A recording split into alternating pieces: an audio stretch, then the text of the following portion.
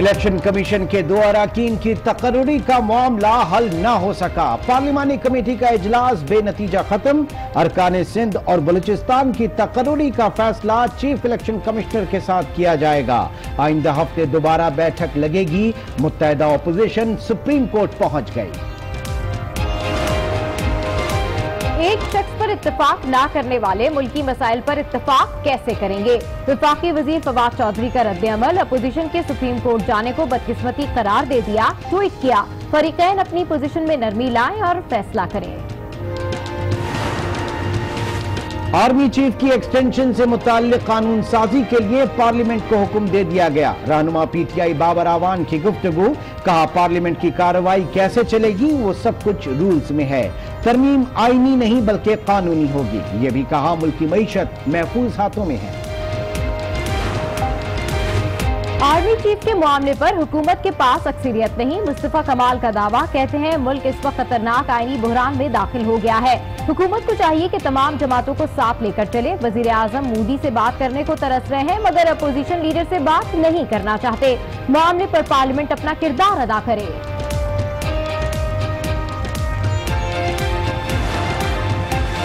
Army chief की मुद्दत मुलाजमत में तौसी का बिल सादा अक्सरियत से पास हो जाएगा। वफाकी वजीर शेख रशीद का दावा। कहा, अपोजिशन को साथ लेकर चलना चाहते हैं। जिन बुनियादों पर नवाज शरीफ को बाहर भेजा गया वही आसिफ जरदारी का भी हक है। फजलुर रहमान पर भी तनकीद। कहा, वो 4 साल बाद दिसंबर में इलेक्शन की बात कर रहे हैं।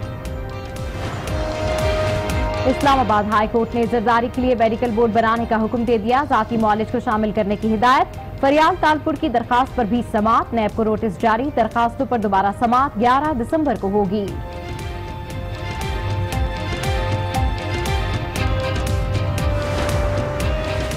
चौधरी शुगर मिल्स में नैब का कदम। नवाज शरीफ, मरियम और यूसुफ अब्बास के खिलाफ रेफरेंस दायर किया जाएगा। चेयरमैन को आगाह कर दिया गया। तफ्तीशी अफसर का कहना है 2 बार तफ्तीश हुई। नवाज शरीफ ने तसल्ली बख्श जवाबात नहीं दिए। इमरान खान, न्याजी और नैब का गठजोड़ सामने आ गया। उनके गठजोड़ से मेरे असासे मुंजमद किए गए। शहबाज शरीफ की लंदन में प्रेस कॉन्फ्रेंस। कहा, आशियाना के हवाले से कमेटी बनाकर केस एंटी करप्शन पंजाब को दिया गया। न्याजी और नैब गठजोड़ एक बार फिर नाकाम हुआ। नवाज शरीफ की भी बेगुनाही सामने आती रहेगी। नाजिमाबाद कराची में अन्नू भाई पाक से इंसानी हड्डियां बरामद। हड्डियां निजी अस्पताल की जानिब से दफनाई गईं। पुलिस का दावा, हड्डियों से कोई ताल्लुक नहीं। अस्पताल इंतजामिया ने तरतीब कर दी। कहा, बाकियात वर्सा के हवाले या कब्रिस्तान में दफन की जाती हैं। काशाना वेलफेयर होम में यतीम बच्चियों पर मुबैना मजालिम। आज न्यूज ने 30 मार्च की सीसीटीवी फुटेज हासिल कर ली। एक शख्स इदारे में दाखिल हुआ जिसे चौकीदार ने भी नहीं रोका। 10 मिनट बाद वो शख्स काशाना से चला गया। इंक्वायरी की गई और वो बंदा बेकसूर साबित हुआ, तो फिर उस हमले को वापस क्यों नहीं लाया गया इज्जत एहतराम से? तारे किसी की जाती जागीर नहीं है। फिर एक आदमी रात के पिछले पहर इदारे में क्यों घुसा? रात के पिछले पहर गैर मुतल्लका शख्स इदारे में क्यों दाखिल हुआ? मामला क्यों दबाया गया? अमले का तबादला क्यों किया गया? अफशान लतीफ ने सवालात उठा दिए। सूबाई वजीर अजमल चीमा ने इल्जामात मुस्तरद कर दिए। खातून की बातें कहानियां करार दे दी। आज न्यूज से गुफ्तगू। अफशान के खिलाफ हतक इज्जत का दावा दायर करने का ऐलान। मुल्तान के इलाके शुजाबाद में घर का सरबराह जल्लाद बन गया। बीवी, बेटी और नौजवान को कत्ल कर दिया। शमशाद माई, 10 माह की किरण और नौजवान मुर्तजा शामिल। पुलिस का कहना है वाकया गैरत के नाम पर कत्ल का लगता है। मुलजिम फरार। गिरफ्तारी के लिए टीम्स तैनात की गईं। लाहौर में डॉक्टर और वुकला की लड़ाई का इख्तिताम। मसीहाओं ने मुआफी मांग ली। एहतजाज खत्म करने का ऐलान कर दिया। वकीलों को मुज़ाकरात की पेशकश। सलमान हसीब ने कहा, किसी डॉक्टर का खानदान ऐसा नहीं जहां वकील ना हो। मामला अफवाह व तफहीम से हल करना चाहते हैं। डाकू आवाम के हत्थे चढ़ गया। लोगों ने मार मार कर दुर्गत बना डाली। 2 डाकू लूटमार की कोशिश कर रहे थे। डाकू का एक साथी फरार हो गया।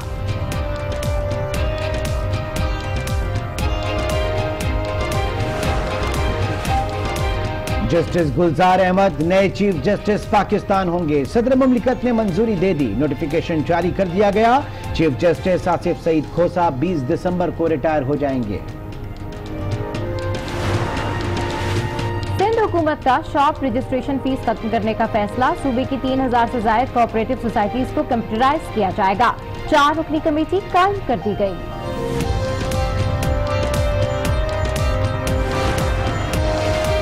पीटीआई हुकूमत ने अपने दौर के कर्जों की तफसीलात कौमी असम्बली में पेश कर दी। वजीर बराए इक्तिसादी उमूर हम्माद अजहर कहते हैं, पहले साल में 10 अरब डॉलर का गैर मुल्की कर्जा लिया। मजमूई सरकारी कर्जे में 9.3 खरब रुपए का इजाफा हुआ। रवा माली साल 3.7 खरब रुपए के कर्जे लिए गए।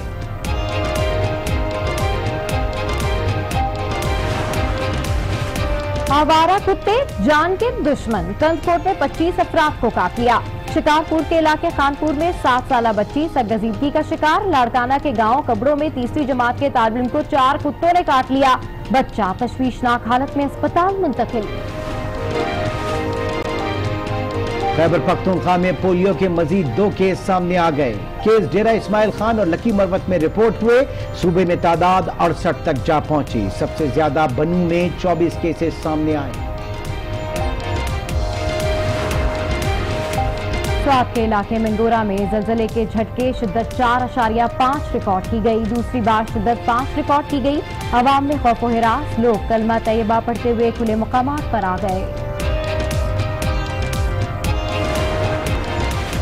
सदर मुमलिकत आरिफ अलवी का जेहलम में फायरिंग रेंज का दौरा। 39वें मेगा शूटिंग मुकाबलों की इख्तितामी तकरीब में शिरकत की। आर्मी चीफ ने सदर मुमलिकत का इस्तकबाल किया। अफसरान और जवानों में ट्रॉफीज और मेडल्स तकसीम किए।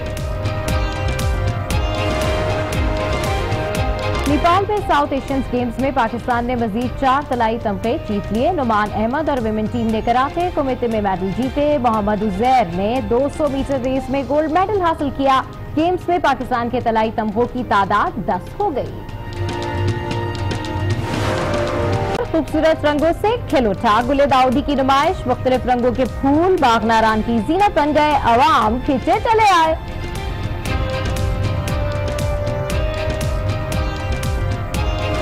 शेख बुलेटिन का बाकायदा आगाज करेंगे और सबसे पहले आपको बताएं, कौमी असम्बली का इजलास जारी है। वजीर खारजा शाह महमूद कुरैशी इज़हार ख्याल कर रहे हैं। आइए आपको लिए चलते हैं।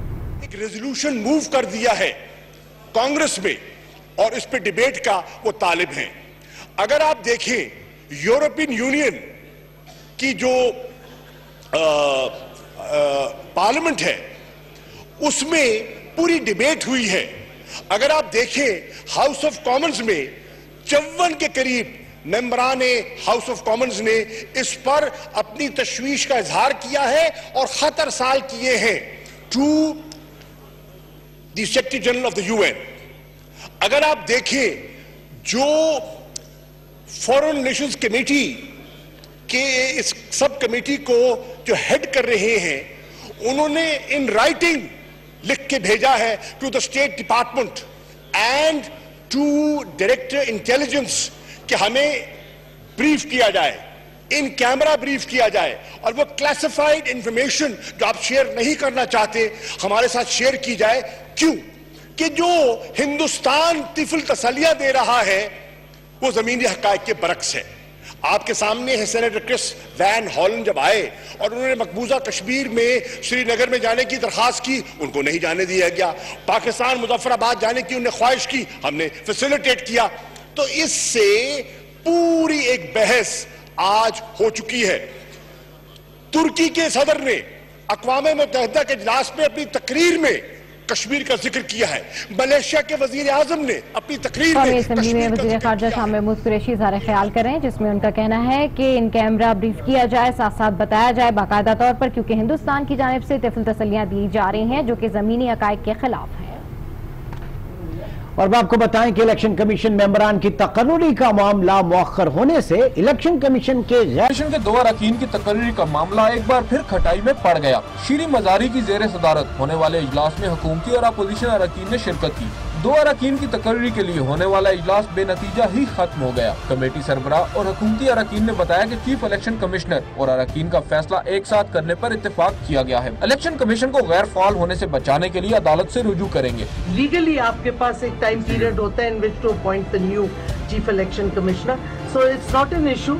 अगर उनकी हमें 6 तक है तो हम इंशाल्लाह अगले हफ्ते मंडे वेडनेसडे कोई दिन भी हम करके ये कंसेंसस से तीनों पे इकट्ठे थे। कोर्ट ने बुलाया हुआ था तो कोर्ट ने 5th की डेट दी भी थी, मगर कोर्ट से हम डिसीजन इंशाल्लाह हो जाएगा हफ्ते डेट के अंदर। अपोजिशन अरकान ने भी तीनों ओहदों पर तकरीरी एक साथ करने के मुतफिका फैसले को दोहराते हुए कहा, जो हुकूमत आर्मी चीफ की तोसी का नोटिफिकेशन दुरुस्त न कर सके उनसे इतनी बड़ी तवक्को नहीं करनी चाहिए। ये सारे गैर फाल हैं, ये मकबूल हुकूमत है, हम चाहते हैं ये फाइल हो जाए। पूरा एक कौमी अदारा है तो ख्वाहिश है हमारी कि मेरिट के ऊपर और उसको इतना मजबूत किया जाए, इतने अच्छे लोग उसमें आए ताकि कोई उन पर उंगली ना उठा सके। ये तो हमारी ख्वाहिश है। पार्लिमानी कमेटी का इजलास आइंदा हफ्ते होगा। दूसरी जानिब मुत्तहिदा अपोजिशन ने चीफ इलेक्शन कमिश्नर की तैनाती के मामले पर सुप्रीम कोर्ट से रुजू कर लिया। दरख्वास्त में इस्तदा की गई कि सुप्रीम कोर्ट 5 दिसंबर के बाद पैदा होने वाले मुमकिना आईनी बहरान को हल करने के लिए मुनासिब फैसला करे। इलेक्शन कमीशन मेंबरान की तकर्री और अपोजिशन की सुप्रीम कोर्ट में दरखास्त के बाद हुकूमत इन एक्शन वज़ीर आज़म से मुशावरत के लिए वज़ीर दिफा परवेज खटक PM ऑफिस पहुंच गए। इस हवाले से मज़ीद तफसीलात जानेंगे अपने नुमाइंदे नवीद अकबर से। जी नवीद अकबर, क्या गहमा गहमी देखी जा रही है, अपडेट कीजिएगा।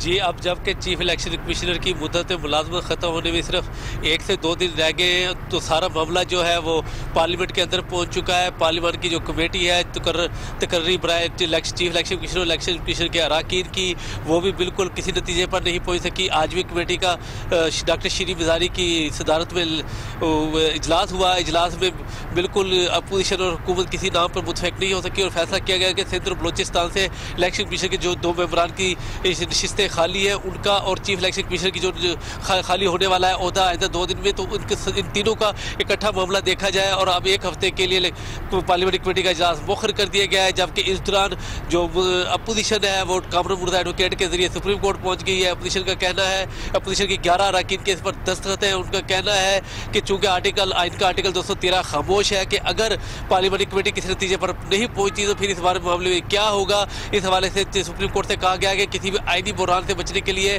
और गैर फाल होने के से बचाने के लिए इलेक्शन कमीशन ऑफ पाकिस्तान को इसके ऊपर जो है राय दी जाए, उसकी अपनी हदायत दी जाए। जबकि दूसरी तरफ जो स्पीकर कौमी असम्बली असद कैसर और चेयरमैन सेनेट जो है सादिक सजरानी, उन्होंने फैसला किया है कि वो हाई कोर्ट में कल एक दरखास्त देंगे जिसमें दरखास्त की जाएगी चीफ जस्टिस से कि 2 हफ्ते के लिए जो है मौजूदा चीफ इलेक्शन कमिश्नर की मुद्दत मुलाजमत में एक्सटेंशन दे दी जाए, तोसी दे दी जाए, ताकि इस दौरान जो है चीफ इलेक्शन कमिश्नर और द्वारा की जो है आप इस वक्त हमारे साथ ही मौजूद हैं नवीद अकबर। इस वक्त हमें कंवर दिलशाद साहब ने भी ज्वाइन किया, साबिक सेक्रेटरी इलेक्शन कमीशन। बहुत शुक्रिया कंवर साहब हमें ज्वाइन करने का। मौजूदा हालात को किस तरह से आप देख रहे हैं, क्या कोई आईनी बहरान पैदा होने का अंदेशा है? बिल्कुल 11th आवर में यह सूरत हाल इस वक्त डेवलप हुई है। इलेक्शन कमीशन को पाकिस्तान के मेंबरान के बारे में जो मुतहदा अपोजिशन और गवर्नमेंट जो है वो उनके एक पेज पे नहीं आ सकी। उनकी अंडरस्टैंडिंग उनके अंदर जो एक खास डिफरेंस पैदा हो गया, इख्तलाफ पैदा हो गया कि बलोचिस्तान के मेंबर के बारे में भी और सिंध के मेंबर के बारे में भी।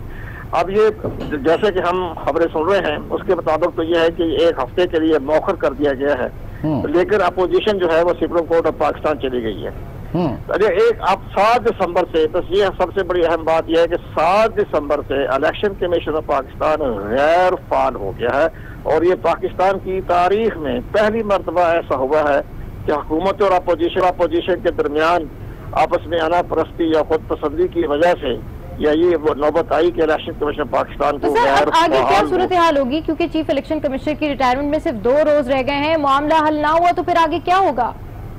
जाहिर है कि जैसे मैंने गुजारिश की आपको कि ये इलेक्शन कमीशन तो जो है वो गैर फाल हो जाएगा 7 दिसंबर से, कि वो चीफ इलेक्शन कमीशन तो रिटायर्ड हो जाएंगे 6 दिसंबर को। लेकिन इसके साथ साथ ये बड़ी अहम बात हो जाएगी कि जो 2 मेंबर हैं उन 2 मेंबरों में से जो सीनियर मेंबर होगा वो क्या मुकाम चीफ इलेक्शन कमिश्नर बन जाएगा। लेकिन बहरहाल वो तो एक अब वही किस्म का सिस्टम है, लेकिन चूंकि 2 मेंबर हैं तो इलेक्शन कमीशन किसी किस्म का बाई इलेक्शन या किसी किस्म की अदालती फैसले या इंतखाबी फरिश्तों के हवाले से कोई फैसले करने के मजाज नहीं होंगे। सिर्फ इंतजामी अमूर के बारे में तो ठीक उनके पास इख्तियारात हैं, लेकिन आईनी जबान में, कानूनी जबान में इलेक्शन कमीशन पाकिस्तान गैर फाल हो जाएगा। अच्छा, ये भी बताइएगा कि क्या ऐसी कोशिश की जा सकती है कि उबूरी एक्सटेंशन 1 हफ्ते 2 हफ्ते के लिए इलेक्शन कमिश्नर को दिया जाए, क्योंकि हुकूमत ये चाह रही थी कि मामला जो है वो कोर्ट ऑफ लॉ में ना पहुंचे, बारी बार इसके ऊपर तस्फिया हो जाए, लेकिन वो मामला तय नहीं हो पाया अभी तक। हमारे जो कॉन्स्टिट्यूशन है आर्टिकल 213 और 217, उसमें कोई ऐसी गुंजाइश नहीं है कि चीफ इलेक्शन कमीशन को एक दिन की भी एक्सटेंशन दी जाए जी। लेकिन हाँ, चूंकि ये 5 साल के लिए ये आईनी पोस्ट है और इसके बाद लामहला जो है वो उनको सबकदोश होना पड़ेगा और वो 6 दिसंबर को वो सबकदोश हो जाएंगे। लेकिन एक दिन की मोहलत देना जो है वो नामुमकिन है, हमारे आइन और कानून के में से कोई गुंजाइश नहीं। क्या मतलब आप ये कह रहे हैं कि आर्टिकल 213 में ऐसी कोई गुंजाइश नहीं है कि किसी किस्म की कोई एक्सटेंशन हो? तो सर फिर होगा क्या? क्योंकि हुकूमत और अपोजिशन में इत्तेफाक राय ना होने के बाद अब सुप्रीम कोर्ट ही वाहिद रास्ता है। हमारे तमाम मसाइल जो हैं हमारे वो अदालत में जा रहे हैं और अदालत बार बार इनको तंबीह कर रही है कि ये पार्लियामेंट के मामलात है, आप पार्लियामेंट में तय करें। लेकिन बहरहाल इनके अंदर चूंकि अभी जो हौसला नहीं पैदा हो रहा और आपस में इख्लाफात है, इस लिहाज से ये बदकिस्मती है हमारे इलेक्शन कमीशन पाकिस्तान की कि पाकिस्तान की तारीख में पहली मरतबा इलेक्शन कमीशन पाकिस्तान गैर फाल हो रहा है। कभी मार्शल दौर में भी इलेक्शन कमीशन पाकिस्तान कभी गैर फाल नहीं रहा। लेकिन सर ये भी बताइएगा कमर साहब, अब चाहे मामला जो है वो आर्मी चीफ की तौसीक का हो या चीफ इलेक्शन कमिश्नर के इंतखाब का हो, इलेक्शन कमीशन के मेंबरान के इंतखाब का हो, तमाम तर मामला जो आप कह रहे हैं कि वो पार्लियामान के बजाय आला अदलिया की तरफ जा रहे हैं, 6 माह में जो है वो आम तरीन कानून साजी वगैरह भी करनी है, तो ये पूरा हमारा जो पार्लिमानी निजाम है इसके ऊपर कितना प्रेशर है इन चीजों का? ये इस पर एक अलग प्रोग्राम होना चाहिए। लेकिन हमारा पॉइंट यह है कि आर्मी चीफ की एक्सटेंशन के बारे में भी आइन में, कौमी असम्बली में और पार्लियामेंट में बहुत बड़ा बुरहान पैदा होगा और ये इतना आसान नहीं है। हमारे जो हुक्मरान जमात के जो 80 तर्जमान हैं वो बार बार जो है प्राइम मिनिस्टर को मिसगाइड कर रहे हैं, मिसलीड कर रहे हैं। वो कह रहे हैं कि ये आर्मी एक्ट में तब्दीली से हमें एक सिंपल मेजॉरिटी से हम करवा लेंगे। ये आर्मी एक्ट में तब्दीली नहीं है। सबसे पहले आर्टिकल 243 में तरमीम होनी है, उसके साथ फिर आपके एक्ट में तरमीम होगी, फिर रेगुलेशन में होगी, फिर इसके बाद रूल में तब्दीली आएगी। ये बहुत बड़ा जो है एक आईनी तौर पर मसाइल है और प्राइम मिनिस्टर पाकिस्तान के जो एडवाइजर्स हैं गलत मशवरा दे रहे हैं, जिसके बारे में चीफ जस्टिस पाकिस्तान भी अपना इशारा ठीक है सर, प्राइम मिनिस्टर के एडवाइजर्स के हवाले से भी डिस्कस करेंगे। लेकिन अभी हमारे नुमाइंदे हमें ज्वाइन किया है नवीद अकबर से, उनसे मजीद अपडेट्स लेते हैं। नवीद, वज़ीर आज़म से मुशावरत के लिए वज़ीर दिफा परवेज खटक पीएम ऑफिस पहुंच गए, उस हवाले से बताइए। जी, आज परवेज खटक से पार्लियामेंट हाउस में इस हवाले से बात हुई। उनका कहना था कि अभी तक प्राइम मिनिस्टर ने कोई नाम जो है वो फाइनल नहीं किया। जब तक प्राइम मिनिस्टर नाम देंगे उसके बाद उसके ऊपर मुशावरत होनी है, क्योंकि मई 2016 में एक 22वीं आईनी तरमीम हुई थी। उसके मुताबिक जो है चीफ इलेक्शन कमीशन के मेंबरान की तकर्री का जो है तरीक़ाकार वज़ा किया गया था। उसके मुताबिक जो बामानी मुज़ाकरात है, जो पहले ही सुप्रीम कोर्ट इसकी वजाहत भी कर चुकी है कि बामानी मुज़ाकरात, बामानी जो मुशावरत है जो अपोजिशन लीडर और लीडर ऑफ द हाउस में होनी है वो क्या होगी और किस तरह होगी। तो ये तमाम इशूज़ हैं जो एक हफ्ते में हल होते हुए नजर नहीं आ रहे। अभी वज़ीर दिफा जो है उन्होंने कहा है कि वो वज़ीरान से मिलने जा रहे हैं। तो यकीनन जैसे हुकूमत एक तरफ से बिल्कुल सरगर्म हो गई, दूसरी तरफ से अपोजिशन भी सरगर्म है। अपोजिशन की रहबर कमेटी में भी ये मामला रात उठाया, उसके बाद ये फैसला हुआ कि अपोजिशन जो है इस मामले पर सुप्रीम कोर्ट में जाएगी, क्योंकि जब कोई रास्ता ना हो तो फिर वाहिद रास्ता जो है सुप्रीम कोर्ट ही रह जाती है, क्योंकि आइन की तशरीह जो है वो सुप्रीम कोर्ट का काम है। तो आर्टिकल 213 जो है उसकी तशरीह होनी है, क्योंकि वो खामोश है कि अगर इसके ऊपर इत्तेफाक राय नहीं होता पार्लियामानी कमेटी का तो फिर ये किधर जाएगा ये मामला। तो यकीन ये सारे मामला हैं। इस वक्त हुकूमत और अपोजिशन दोनों अपनी अपनी जगह पर जो है वो मुतहरक है। अब देखना होगा कि एक हफ्ते के लिए जो मामला पेंडिंग कर दिया गया है, तो इस दौरान जैसे मैंने आपको पहले बताया कि चीफ इलेक्शन कमिश्नर की मुद्दत तो उससे बहुत पहले 2 दिन में खत्म हो रही है। तो फिर ये मामला किधर जाएगा, क्योंकि जो 5 में से 3 अराकीन का जो है वो फैसला जरूरी होता है। जो तरीकाकार है, जो कवानीन है, उसके मुताबिक इलेक्शन कमीशन ने मेजोरिटी से फैसला करना होता है। जब मेजोरिटी ही नहीं रहेगी, जब इलेक्शन कमीशन ने मेजोरिटी से फैसला करना होता है और जब मेजोरिटी नहीं रहेगी तो फिर मामला जो है वो तातुल का शिकार जरूर होंगे। इलेक्शन कमीशन मेंबरान की तकर्री और अपोजिशन की सुप्रीम कोर्ट में दरखास्त के बाद हुकूमत भी इन एक्शन है और वज़ीर आज़म से मुशावरत के लिए वज़ीर दिफा परवेज खटक पीएम ऑफिस पहुंच गए। इस हवाले से अपडेट करे थे हमारे नुमाइंदे नवीद अकबर और साथ साथ इस पर बात करे थे साबिक secretary election commission Kanwar Dilshad. उधर वफाकी वजीर